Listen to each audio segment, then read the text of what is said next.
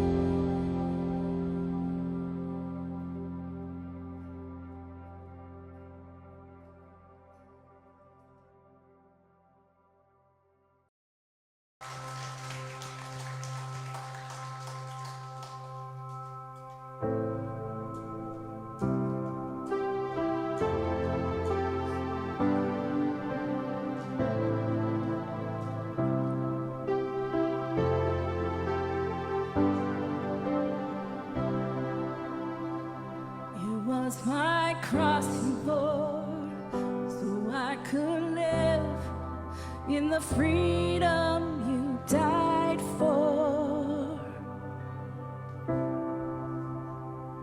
And now my life is yours, and I will sing of your goodness forevermore.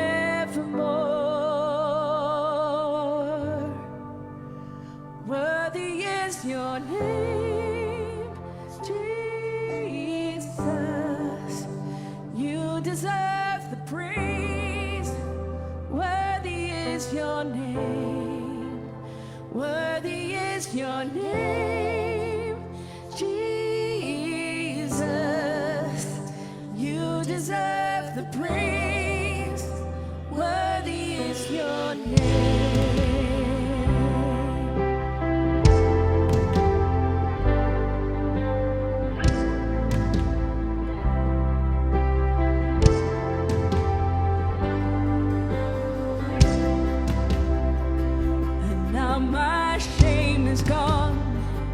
I stand amazed in your love undeniable.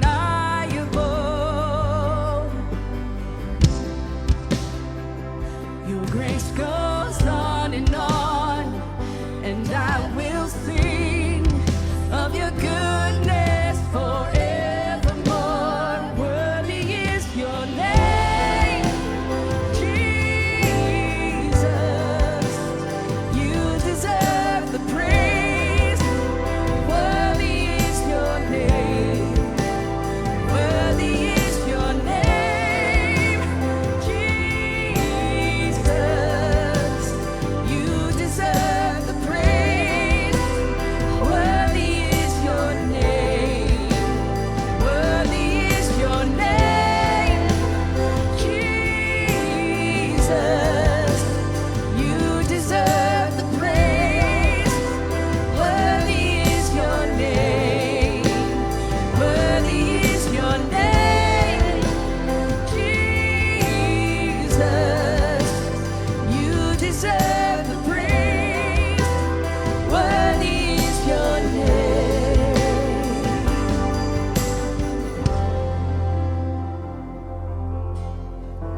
Yes, Lord, we just declare that you are worthy. We praise you, Lord. We thank you for your sacrifice. Be exalted now in the heavens as your glory fills this place. You alone deserve our praise. You're the name above all names. Be exalted now in the heavens as your glory fills this place. You alone deserve our praise. You're the name above all names. Be exalted now in the heavens as your glory fills this place. You alone deserve our praise. You're the name above all names. Be exalted now in the heavens as your glory fills this place. You alone deserve our praise. You're the name above all names.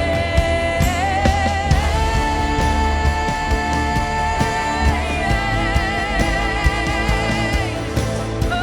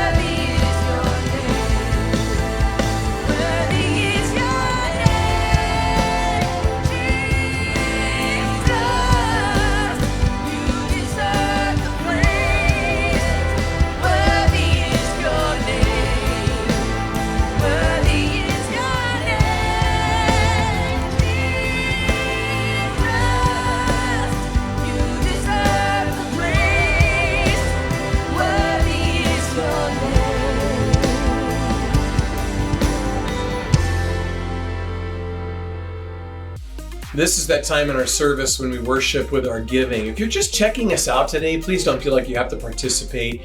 But if Sola Church is your church home, or these online services have just been a blessing to you, it's super easy to make a one-time tax-deductible donation or even to schedule a recurring gift. The easiest way is to scan the QR code on your screen, but you can always go to solachurch.live and click the tab at the top that says Give.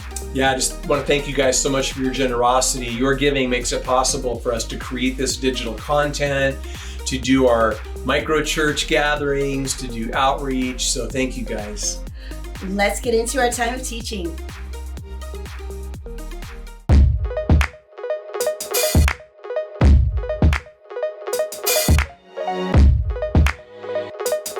So, we had some rain this week. Did you guys like that?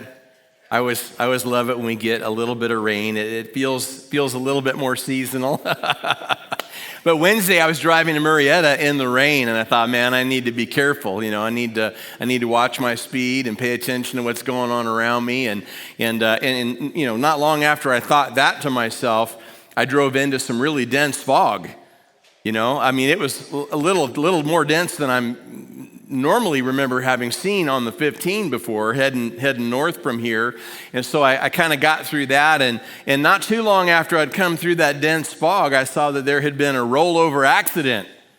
Yeah, the traffic was backed up, and it was a little while before I actually could see why, but eventually I saw one car that was pretty banged up, and then I saw a white pickup truck that was, upside down, and the cab partially collapsed, and just, it appeared to me that the drivers had already been taken from the scene, but immediately prayed for the driver of that truck, and I hope that he or she is doing okay and stuff. But yeah, when I saw the fog though, and all of that, it reminded me of another drive I did some years back.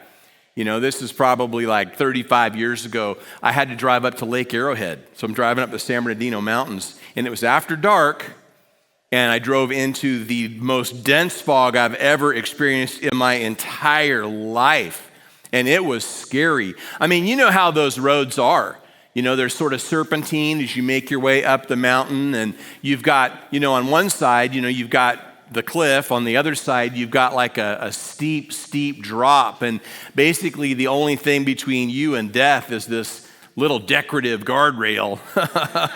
I'm not sure it's rated to stop a shopping cart from going over the side. It definitely wasn't going to stop the pickup truck that I had borrowed from a friend to drive up the mountain. And so here I am in that fog, and eventually I did the only thing, I tried everything I could think of, and I did the only thing I could think to do was I actually had to roll my window down, and I had to look at the yellow line and just hug the yellow line. It was the only way I could know where I was. The visibility was that low. I could just barely make out the yellow line a few feet away from my head in the driver's seat. And so I hugged that line all the way up. I thought, I am not going to die like Thelma and Louise. Like whatever else happens, that's not how it ends for me. My story doesn't end with me going off the San Bernardino Mountains. Oh my goodness. But sometimes life is like this. Sometimes you're going about your business, living your life, and all of a sudden a dense fog comes in and you can't see anything and you don't know what you're going to do, Talk about life, you get a raw deal. Talk about God, you feel like you're getting the silent treatment. You talk about people, you feel like they're giving you the cold shoulder. Yeah, you've been there, so have I. In a classic book, Disappointment with God, it says, the kind of faith God values seems to develop best when everything fuzzes over, when God stays silent, when the fog rolls in. We're going to explore this a little bit together today. Let's open the Bible to two places. If you don't have a Bible in hand, that's okay. The main verses will be on the screens. But I want you to turn first to Matthew chapter 15 and mark that place, because we're going to come back to it here in a little bit. Matthew 15, and then I want you to turn to our text, which is found in Mark chapter 7, or should I say, the gospel according to San Marcos.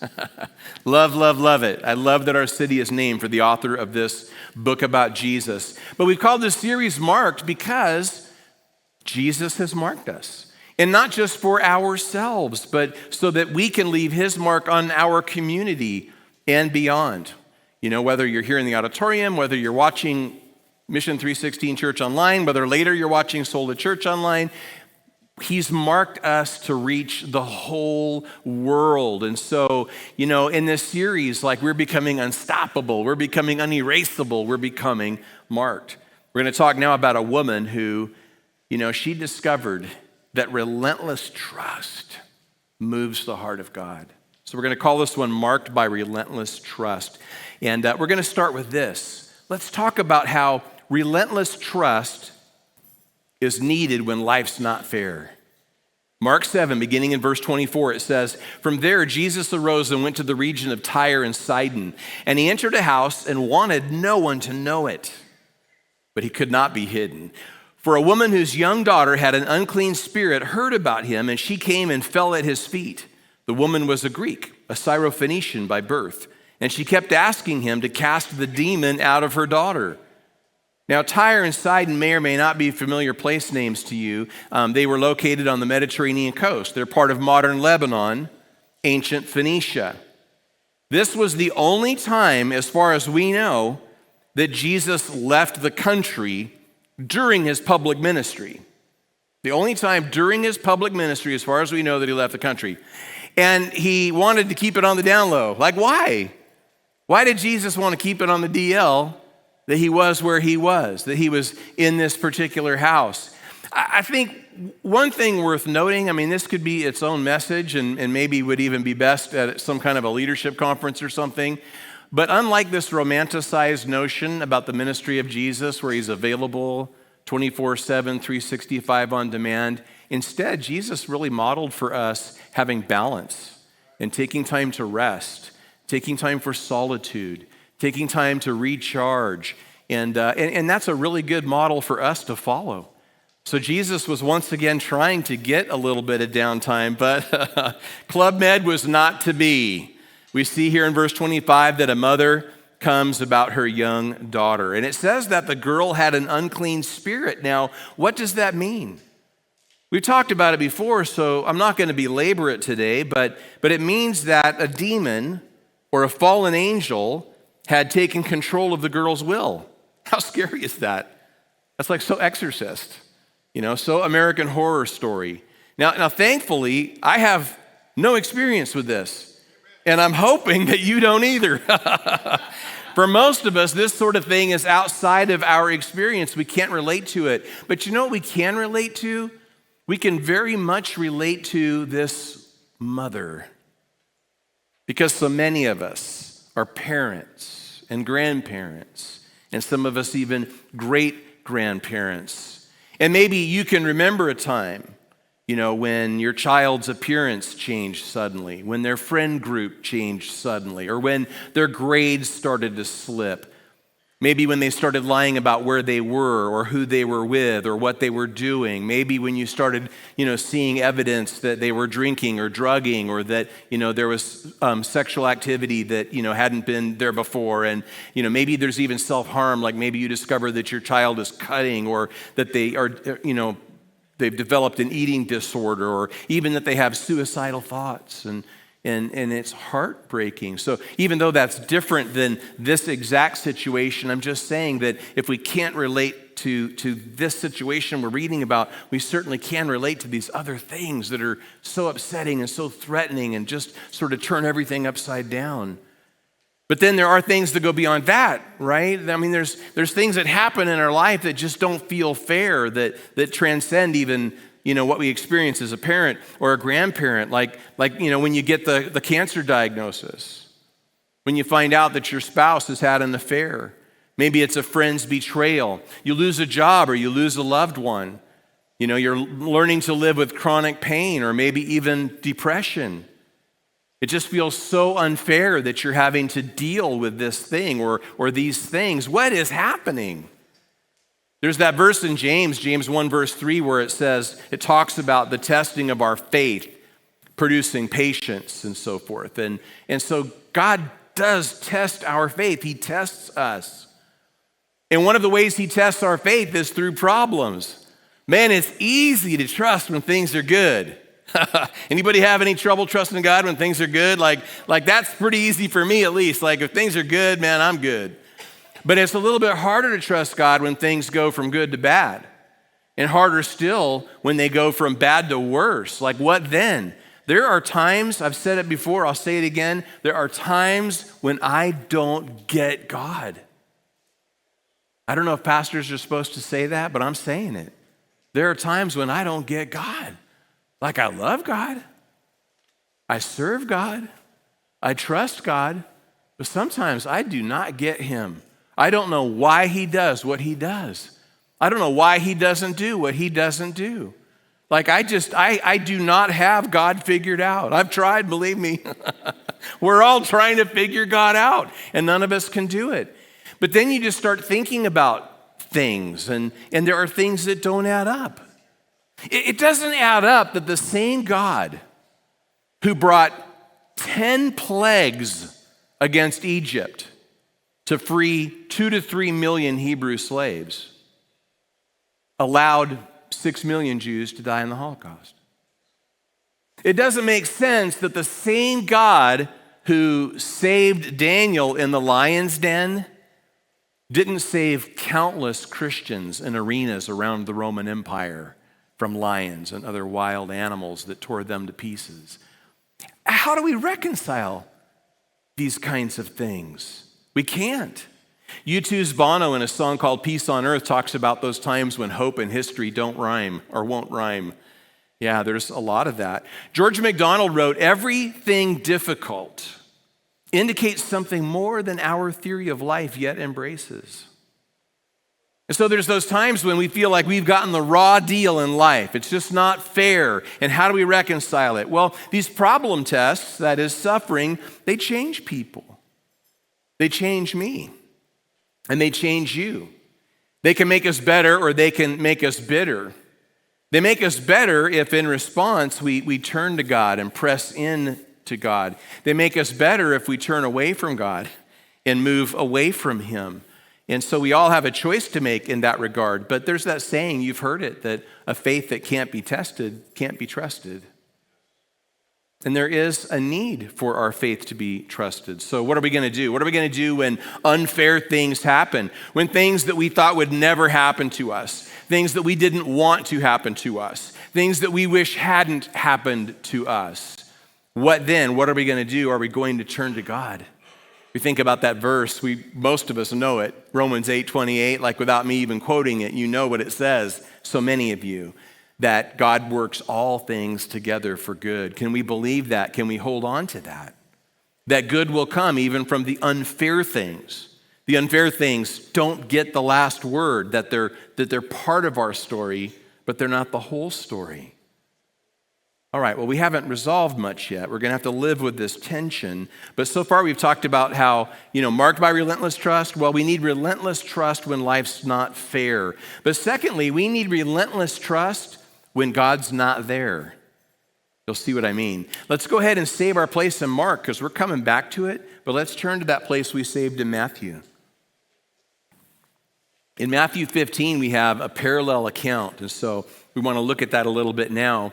In Matthew 15, beginning in verse 22, it starts the same story this way. It says, "Behold, a woman of Canaan came from that region and cried out to him, saying, 'Have mercy on me, O Lord, son of David. My daughter is severely demon-possessed.' But look at this. He answered her not a word." Well, when life's not fair, we need a God who's there. And you think about this woman, let's not miss how much she was up against. She was up against so much. I mean, potential discrimination was off the charts for her in a social situation like this. You want to talk about race? She was a Gentile, he was a Jew. In that culture, Jews and Gentiles just did not interact. You want to talk about culture? Hers was Greek, his was Hebrew. You want to talk about gender? She was a woman, he was a man. In the first century, Jewish men didn't even speak to women in public. So another reason for her to think twice about even approaching him. Talk about religion. She may very well have practiced paganism, but he practiced Judaism, obviously. I mean, they were so different, and she was so at risk of being rejected and even being publicly humiliated. I don't know about you, but in a situation like that, I would be thinking long and hard about whether or not I had the courage to approach this person in public. That would be a really scary thing to do. But still, she comes. And she comes not demanding justice, but requesting mercy. She comes not only calling him, Lord or Master, but calling him Son of David or Messiah. She comes not asking anything for herself, but only for her daughter. Like, we would have to say that she nailed it.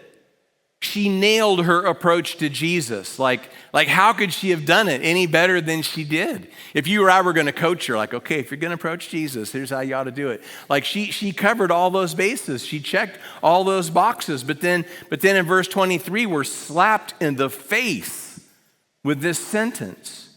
But he answered her not a word. I don't know if you guys remember some years back when American Idol was, just kind of a new thing, like the first few seasons of American Idol. And my favorite episodes were always the ones where they did the auditions. You'd have people, some of whom were amazing and some of whom should never sing ever, anywhere, under any circumstances, who would try out for American Idol. And sometimes it was just so awkward. Like the response of the judges, especially Simon Cowell, just so awkward. I can remember more than once watching where a person got up and just butchered the concept of singing. And when the person stopped, nothing. You could hear a pin drop. And the camera panned from the face of one judge to the next, Paula, Randy, Simon, the judges at the time, and they were all just like. And eventually the contestant who's waiting anxiously for word about how they're getting a ticket to Hollywood, eventually they'd hang their head and shuffle off the stage, It was terrible. It was so awkward. They were met with silence. I can't imagine for this woman how painfully awkward this must have been when she says what she does and Jesus doesn't even respond. Oh my goodness. Well, thinking about her feelings about her daughter and what all of this must have felt like for her. I'm thinking about a summer many years ago now when my eldest daughter, Lauren, was going into the 7th grade. And she had high hopes for 7th grade. 7th grade was going to be so much fun. 6th graders had lockers downstairs. 7th graders got lockers upstairs. She had built a friend group in the 6th grade that she was really excited about, and they were all going out for the volleyball team. And she wanted so desperately to make the team. So 7th grade, well, as that was getting closer, that summer, I sent her to a week-long volleyball camp at the University of Texas in Austin, where she actually stayed there and got this training at this camp. And then I recruited a member of our church who had played college volleyball. And so he personally met with her and coached her. And I bought a volleyball net and I put it up in our backyard and I spent hours practicing with Lauren. And she got good at so many things, but she was really struggling with one thing, and that was her overhand serve. So, we were out in that yard with her just doing overhand serve after overhand serve and, me catching balls and rolling them back under the net. We worked so hard on it. So 7th grade starts. And it turns out that they had a surplus of 7th graders. They had just a small number, too many 7th graders for all of them to get lockers upstairs. A handful got stuck with lockers downstairs with the 6th graders. Lauren was one of that handful. And then she discovered that she did not have a friend from her friend group in a single one of her classes. And then she found out that everyone in her friend group had the same lunch period, except her. The last thing she had to hold on to was her desire to make that volleyball team. And so tryouts went on that whole week. And I remember the day that they were going to make the final cut down. I was there to pick her up from school, and she's walking toward the car, and as soon as she got about halfway to the car, I could see it in her face. She did not make the team. Every one of her friends made the team. She did not make the team. I think I don't have to tell you, my heart was breaking. We had planned a celebratory dinner that night, and we still went to dinner, but there was nothing celebratory about it. It was probably one of the saddest restaurant meals I've ever had in my life. And every time I reflect on that occasion, I still feel really sad about that. I wonder if some of that kind of sadness on a much larger scale is what this woman was dealing with. And then I think about how Lauren is now a mom. And her daughter, our granddaughter, is getting close in age to the age that Lauren was when Lauren didn't make the volleyball team. Except her daughter, our granddaughter Ever, is special needs. She's in a wheelchair. She's barely verbal, developmentally way behind, and among the many issues that she has, she was diagnosed this last year with epilepsy. She's having seizures in her sleep at night. And so I'm not kidding when I say to you that every single night, my aunt's getting choked up, which is going to get me choked up. Every single night when I go to bed, every single night I pray, God, please don't let Ever have a seizure tonight. And I'll go days without hearing that she's had one, and I'll be feeling good about it, and then I'll hear that she's still having them. And there's that part of me that's like, God, why? I'm not asking for a whole lot. I'm not even asking anything for me. Is it too much to ask? I literally say to God some nights, I pray for her every night, as I said, but some nights I go so far as to say, God, if someone has to have a seizure tonight, let it be me. And God doesn't answer that prayer. I don't understand it. I don't get it. And I just wonder if that's part of what this woman is feeling here. There's this verse in Proverbs 13, verse 12, where it says, unrelenting disappointment leaves you heartsick. I know that heart sickness, and I know some of you do too. I can see it in your faces. All of this is just a part of what makes Jesus' seeming indifference to this woman so hard to understand, his seeming indifference to us. But here it seems so out of character, doesn't it? It seems so unlike him. He ignored her. He gave her the silent treatment. I mean, suffering is confusing, like we talked about in the first point. Suffering is confusing, but silence is so much worse. Have you ever encountered the silence of God? You've prayed and nothing. You've read and nothing. You've attended and nothing. Maybe you have felt abandoned, disappointed, even despairing. Someone said we can bear to be refused, but not to be ignored. What is happening here? So we said God tests us. He tests our faith through problems, but he also tests our faith through presence, through his presence. That is, through his perceived presence. In other words, he's always present with us. Don't misunderstand me. But sometimes we don't experience it subjectively. Sometimes we don't feel like he's present with us. And so we are tested through this perceived absence of his presence. There are those times when you're sure he's there, right? You feel it subjectively. But then there are those other times where you're not so sure he's there, where there's no sense of his presence at all, where there's no visible evidence of his work in your life to be found. This is nothing new.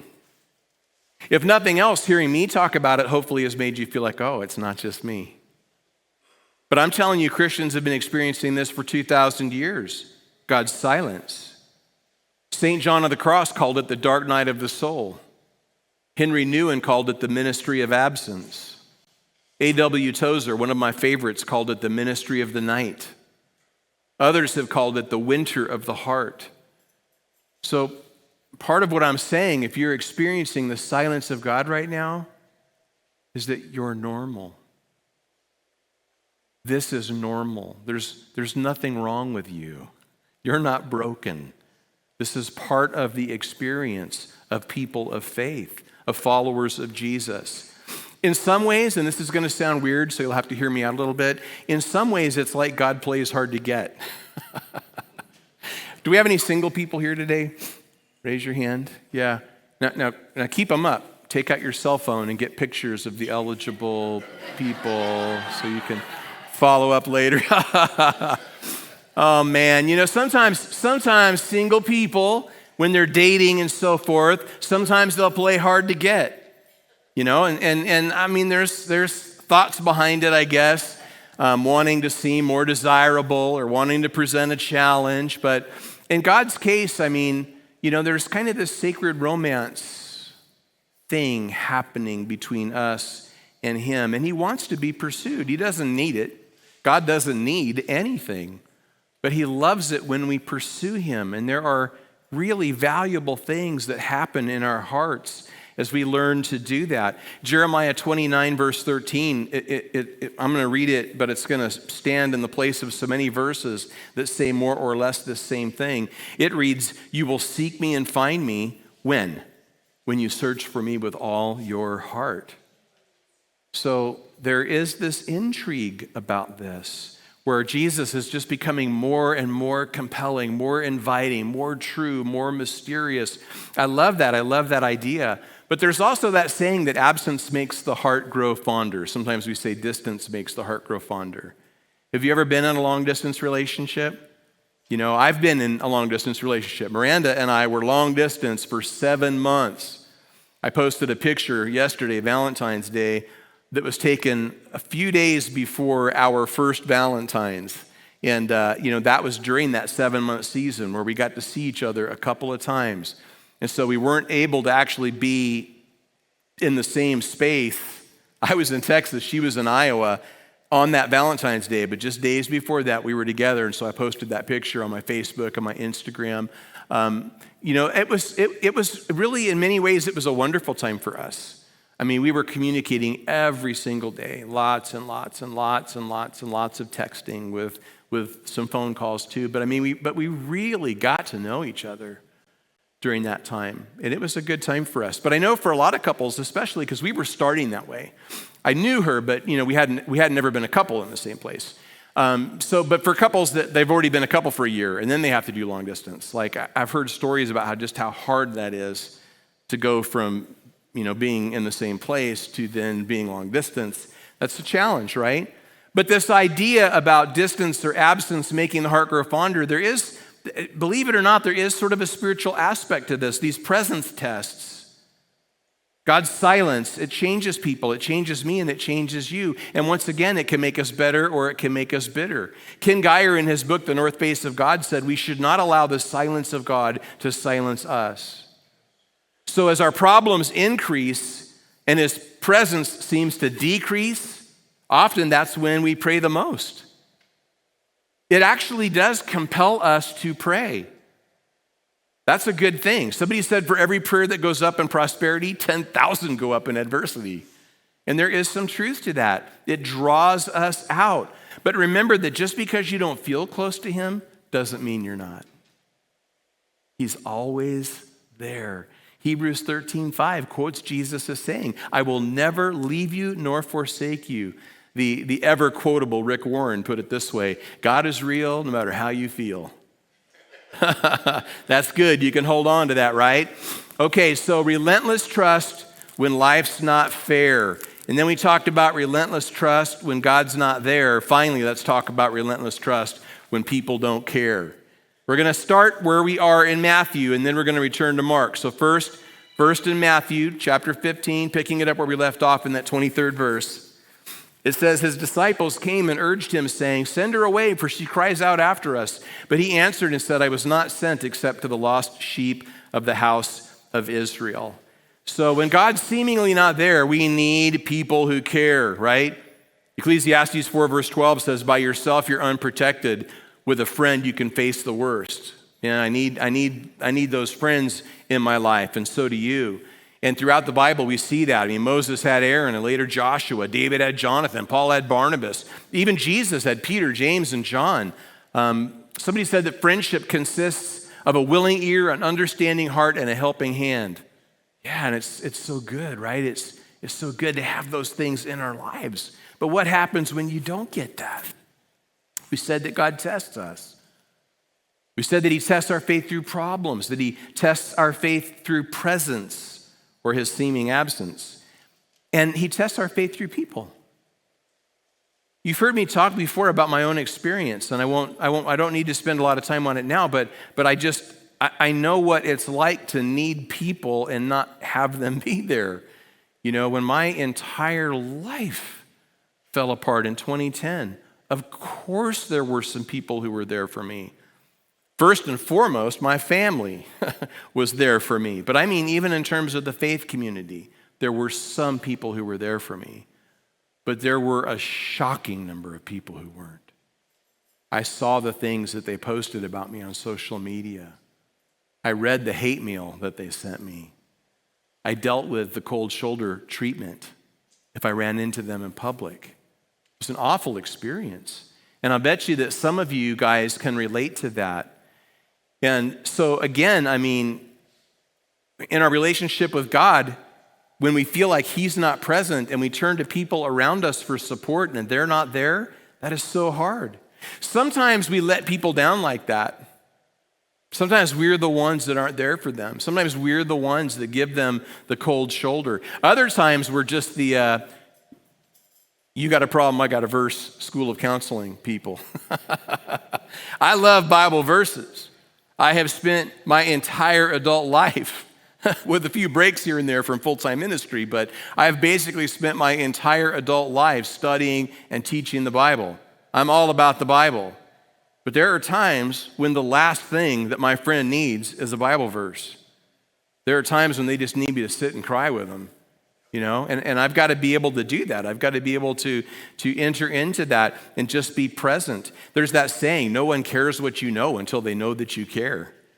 Sometimes we need to start with that. We need to start by demonstrating how much we care about somebody before we start rattling off all of our accumulated knowledge about, you know, what we perceive them to be going through or whatever. Ken Geyer said again, and I think this is so true, we give the impression that there is no room in the church for our sadness. No room for our questions, our confusion, our despair. We need to make space for that. We need to hold space for that. Are we doing that? I think we are, but I always want us to do better and better and better. I want to be more like this mother too. Because remember that although she has her own need in all of this, she's coming on behalf of her daughter. If we had that kind of tenacity, if we refuse to take no for an answer when we're praying for someone, you know, or if we refuse to just pray once and then forget about it, who knows what difference we might make. But these people tests, the insensitivity, they change people. They change me, they change you, and again, they can make us better or they can make us bitter. And one little thing to think about, when we're the ones who are going through the difficult time and when we're the ones who are experiencing people not being there for us, well, we need grace, right? That's part of what we're struggling with is that, man, nobody's showing me any grace. We need grace. We do have to remember, because it's easy to forget when we're in the midst of suffering. It can be helpful to remember that just like us, they do need grace. Like we're all in this together. We're all struggling together. We're all trying to find our way together. We're all trying to figure out how to navigate these seasons of life when we're on one side of it and when we're on the other. So that's a good thing to keep in mind. But verse 24, he answered and he said, I was not sent except to the lost sheep of the house of Israel. Man, that's like when the doctor's not taking new patients, the movie's sold out, the item is out of stock, someone isn't taking calls, their voice message box is full. You know, she gets this rejection. And so verse 25, then she came and worshiped him, saying, Lord, help me. She would not give up. Turning back to Mark 7. Let's look at the very last of these verses, Mark 7. Verse 27, Jesus said to her, let the children be filled first, for it is not good to take the children's bread and throw it to the little dogs. Now, oh man, The optics. Oh, the optics are bad. Jesus looks so bad in this story to this point. This woman is already hurt, and Jesus seemingly adds insult to injury. He has implied that he hasn't come for Gentile people, only for Jewish people, and then he refers to her as a dog. That was like a racial slur that Jewish people used for Gentile people, was to call them dogs. But did he really though? Did he actually call her that? No, he didn't. We have to look at it just a little bit more closely, because in the Greek text he uses the diminutive. And that's why it's translated little dogs in verse 27. The slur was to compare Gentile people to scavenger dogs. What Jesus does is to refer to her as a domesticated pet, as a puppy. And look at how she comes back in verse 28. She answered and said to him, "Yes, Lord, yet even the little dogs under the table eat from the children's crumbs." So sweet, man. It's just so tender. It's just so sweet. Now, like if you go to lunch after church today and you don't finish your food, you're probably going to ask for a doggy bag. And I really don't know why they call it a doggy bag, because never once have I taken that food home for the dog. That food is for me. I'm the dog, just saying. That food is for me. And it's a wonderful thing in life when you're hungry and you don't think there's anything to eat, and you open the fridge expecting nothing but, the same old choices or empty shelves, and I forgot about the doggy bag. Like the doggy bag angels. Oh, they start to sing, this bright, blinding light comes out of the refrigerator. Like, it's this amazing thing. Like, the doggy bag is all that. But basically, maybe, I don't know what gave her this confidence, this trust in this moment. Maybe it was his words. Maybe it was his tone. Maybe it was his body language. But in a moment of clarity, she says to Jesus, "All I want is the doggy bag." Jesus loved it. That's what he was waiting to hear. And so then he said to her, "For this saying, go your way, the demon has gone out of your daughter." And when she had come to her house, she found the demon gone out and her daughter lying on the bed. Wow. This full-orbed miracle starts with a simple ray of hope. Jesus knew what he was going to do from the beginning. It was all a test. In Matthew, he says, "Oh, woman, great is your faith." She's one of only a few people Jesus said that about. It made him happy. Her faith, her trust, her relentless trust made him happy. Your relentless trust makes God happy. That's so awesome. When we practice relentless trust, it puts a smile on the face of God. I wish I could tell you that there were shortcuts to arriving at this place, but there really isn't. Sometimes we look at our friends' lives, and it just seems like life has been a little more fair to them than it has to us. It just seems like God's been there a little more for them than he has been for us. And maybe it even seems like, people have cared more about them and what they're going through than they have for us. But I love this C.S. Lewis quote. C.S. Lewis said about people who have it easier, if they were stronger, they might be less tenderly treated. If they were braver, they might be sent with far less help to defend far more desperate posts in the great battle. The idea here is that the suffering, the silence, and the insensitivity may be the greatest compliment that you'll ever receive. Think about that. Marked by relentless trust. Relentless trust when life's not fair. Relentless trust when God's seemingly not there. Relentless trust when people don't care. The fog story I started with, driving up to Lake Arrowhead. Eventually, I made it to Lake Arrowhead. And you and I, we're going to make it through the fog too. Think about your life and all those times when life wasn't fair. 100% of those times you made it. You're here. All those times when it seemed like God wasn't there, 100% of those times you made it. You're here. All those times it seemed like people don't care, 100% of those times you made it. You're here. That doesn't mean that we slap a happy face on our painful moments. We still get to feel our feelings. We still get to name our pain.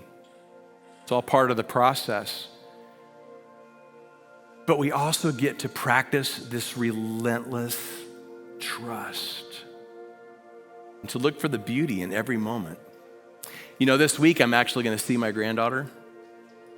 My daughter, Lauren, runs marathons. I mean, like, she's a legit marathon runner. She's run the Boston Marathon. You know, you have to qualify for that. But this week, Lauren is going to run a very special half marathon where she'll get to push Ever in her chair. And so parents of disabled kids are going to be participating in this half marathon. How cool is that? And I still pray every single night. I prayed last night, God, please don't let Ever have a seizure tonight. And I can't wait to see her this week and to hold her and to kiss her and to celebrate her crossing the finish line of a half marathon. Yeah. Because our relentless faith teaches us not to give up. And even if I never get my miracle, even if she never stops having these seizures, and even if she never gets up out of that chair, and even if she can never say the words, Grandpa, I love you, I've got to hold on to a relentless trust, a trust that believes in God, that trusts Him no matter what. Will you do the same? Father, thank you so much that when we falter, and we do, I do, that you strengthen us.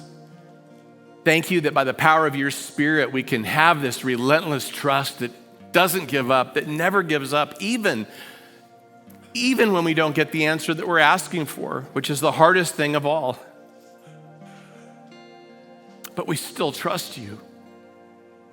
And Lord, I know there are people here right now that must feel like life has not been fair to them. And maybe right now in this season of their life, they just can't figure out where you've gone or why you've abandoned them. You know, maybe they're even hurting because the people around them have just completely let them down. But God, in these moments, help us to hold on to that trust. Help us to hold on to that faith. Help us to know that you are there, that you do care, and that there are people around us who care too. And that even the hardest things in our life are not actually working against us, but for us. They're working for us because you are for us. We believe it. We declare it. We hold on to it. In the name of your Son, Jesus, we pray.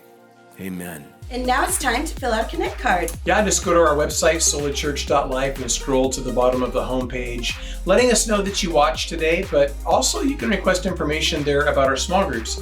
And there is actually a lot more information on the website about those. At the top, if you click where it says Gather, you'll find information about all of our groups. An in-person group on Tuesday on the west side, an online group on Wednesday, another in-person group on Thursday on the west side. So check it out, find the time, the date, the location that works best for you, and join us for Sola Micro Church. And don't forget, go and follow Sola Church on social media. Yep, at Sola Church LA on all your favorite platforms. And we hope that everyone has a great week. And we will see you next time at Sola Church Online. Bye, everybody.